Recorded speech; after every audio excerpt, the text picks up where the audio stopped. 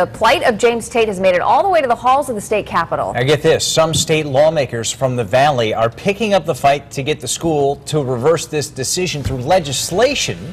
Our team coverage continues tonight with our chief political correspondent Mark Davis on the scene at the Capitol to tell us how some lawmakers are trying to get this kid to go to the prom. The state budget crisis, the potential of thousands of state layoffs, but for some state lawmakers today, it's all taking a back seat to the plight of a kid going to the prom.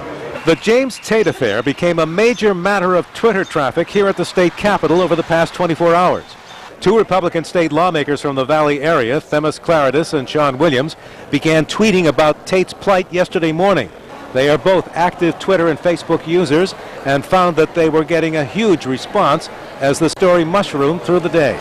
The biggest issue in the world to somebody might be the smallest issue in the world to somebody else, and vice versa. This is a big deal to this kid and his family. Another state rep, Jason Perillo, who represents Shelton in the Assembly, says he started hearing about the story from many constituents and decided to write an amendment that would address what many felt was an injustice. The bill would provide an option in situations like this whereby the school administration could put forth community service as a possibility, and then the parent of the student would be able to choose which was more appropriate. Even though Republicans are opposed to most mandates on the towns and believe in home rule, this seemed a little different. Quite frankly, I think it was kind of sweet. You don't see that with kids these days, just saying, trying to do a sweet kind of chivalrous thing. Will you go to the prom with me? I think that should be a positive thing. I think you kind of admire this guy.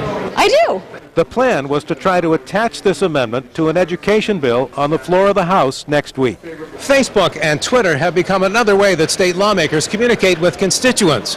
And in this case, these lawmakers are hoping that their involvement in this will help resolve the case of this prom punishment. At the state capitol, Mark Davis, News 8.